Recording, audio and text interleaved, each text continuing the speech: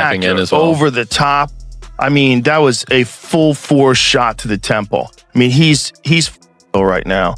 So they wipe off his gloves, but you look at him like he's really feeling it right now. I mean, he probably has no idea where he is. When I'm going to take your soul, and you're either going to give up or you're going to get knocked out. And unless you have that instinct, you just will never be a good fighter. That one big shot's going to land if the guy's not throwing other shots. So I thought with less artillery in the air, less bombs in the air, that the guy would have a chance to get to later rounds. Joe Rogan reacted to Jake Paul's knockout loss by laughing and calling the fight a clear mismatch. Rogan said Jake usually fights retired boxers or MMA fighters, not a real Olympic champion heavyweight. He explained that Anthony Joshua is an elite fighter and also much bigger than Jake.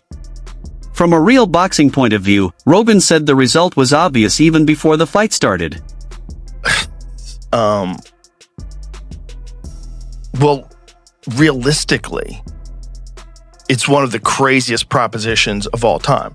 You take a guy who just had a boxing match that looks like a sparring match with a 58-year-old Mike Tyson, and then you're going to fight one of the absolute scariest knockout artists in the... After the fight, Anthony Joshua made a strong statement.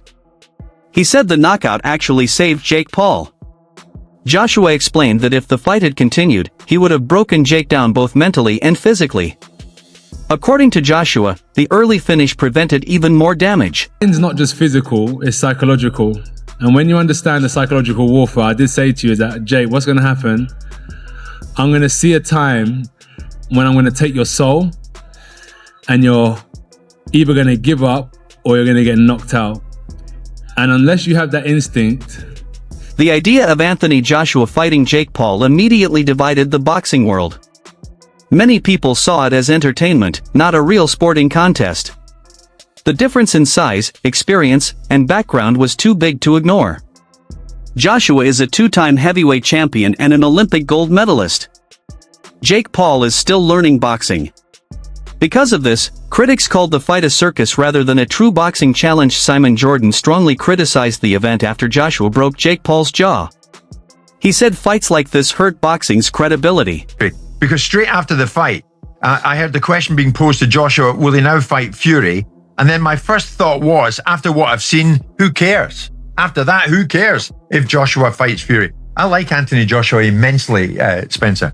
Any exchanges I've had with him, I think he comes across terrifically well. But I fail to see where it's taken us, where it's taken him, other than hugely increasing his bank balance. You know, I really fail to see what this has done. Well, it's done nothing, but he was going to fight in November, like I said, and he's just gone in there against Jake Paul. What has it done for his legacy? Absolutely zero. But it was, you know, he's earned a lot of money doing that. And he's going to go again, and he's going to fight possibly February, March, and then there's that Tyson Fury fight that's looming that could happen in September, whether Tyson Fury decides to come out of retirement or not come out of retirement. For Anthony Joshua, he's earned a hell of a lot of money. This is prize fighting, and that's what it's all about. That's what he's... Simon Jordan said these kinds of fights blur the line between sport and entertainment. He believes they take attention away from real competition. Jordan also said Anthony Joshua has already earned huge money and built his legacy. He does not need novelty fights. Even if a big fight like Tyson Fury never happens, Jordan said Joshua could walk away from boxing without financial worries. Earning more than Joshua. That apart, Spencer, 6 rounds to get Paul out of there. Reputationally, how does it leave AJ? Well, thankfully it didn't go to points, because I think that would have been a disaster for Anthony Joshua. I think that he needed to get the job done inside the distance, you know, and he done it. Look, he could have done it at any given point. I think that he could have cut the ring off whenever he wanted to and got Jake Paul out of there. He took his time on that. He allowed Jake Paul to run around like a rabbit and throw the occasional shot from time to time. And I think he only landed one clean punch, didn't he, Anthony Joshua? And that was the one that broke his jaw in 2 places. But I mean, you said, did you not, to us in this very studio the other day, he's got to get him out of there in round 1. I did. Otherwise, what are we seeing? Exactly that, you know, and I think what we saw there was a little bit of entertainment, and that was pretty much it. But not entertainment that many people enjoyed. If I'm honest, I think that people wanted to see a demolition Joe Rogan praised Anthony Joshua's speed, athleticism, and power. He said Joshua moves like a much lighter fighter despite being a heavyweight. Rogan explained that Joshua has one-punch knockout power that can end a fight instantly. Because of this, Rogan said Joshua is a nightmare opponent and that crossover fighters have no real chance against him. But this is a giant Olympic gold medalist heavyweight. I mean, Anthony Joshua is Here's the thing terrifying. that nightmares are made of. And he's got that one-punch nuclear power. One punch. Trainer Adam Booth gave a fair and honest analysis. He said Jake Paul did manage to make Anthony Joshua miss at certain moments, which was important. Booth explained that Jake's movement and positioning showed improvement and discipline. These moments forced Joshua to reset instead of attacking freely. Booth made it clear that this did not mean Jake was winning. However, he said making an elite heavyweight hesitate shows real progress. Booth added that this takes training, timing, and confidence. He gave Jake credit for his footwork and calmness under pressure, but stressed that it did not change the final result. Anthony Joshua and Jake Paul shared a ring. Your takeaways from the 6 rounds that we saw, presuming you watched? I was impressed with Jake Paul. I thought that, following on from what we're saying, right? A few years ago, he was on Disney as a kid, acting up, and has decided to become a professional fighter. That takes balls, but he's obviously striving to be as good as he can be. You can see that in the way that he moves, the way that he is developed in how he's punching and performing. But to make a 2-time world heavyweight champion that's still live, AJ's still got something about him, to make him miss in such an accomplished manner. All right, so at times he was jumping out and running around, but there were times when he was well in range and still making AJ unable to land a clean, solid shot. He deserves a lot of respect for that.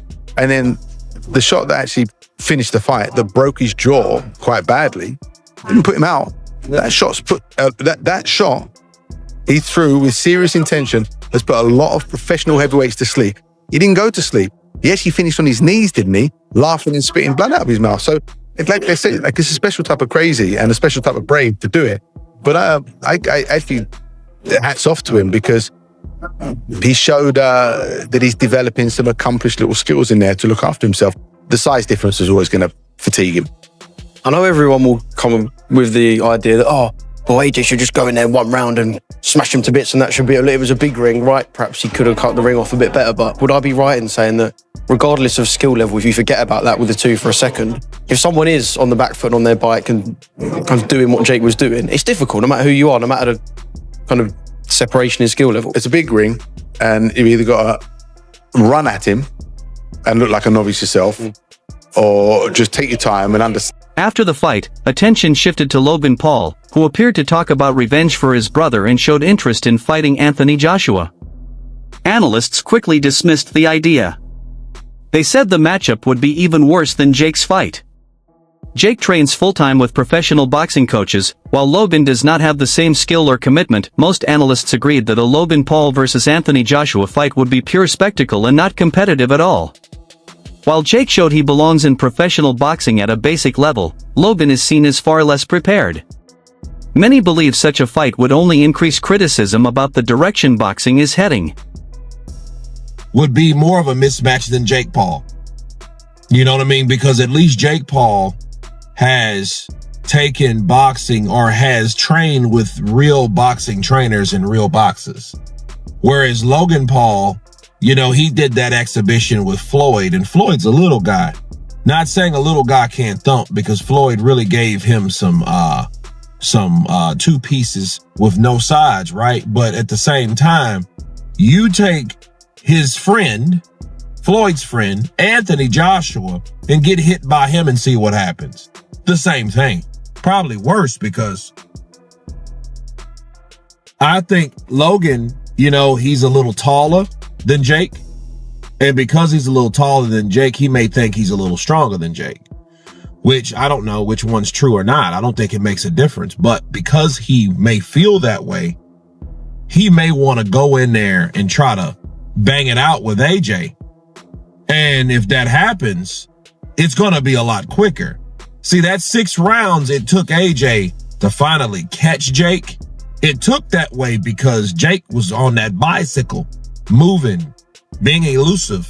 trying to come in and then come out. He tried to do a very poor man's Alexander Usyk, right? And it didn't work for him. Logan ain't gonna do that. Logan's gonna come in throwing bunches and bunches like he did with Floyd, trying to get him in there and, you know, do all this stuff. And what's gonna happen as soon as AJ lines him up, sets his punch, he's gonna hit Jake and he's gonna break Jake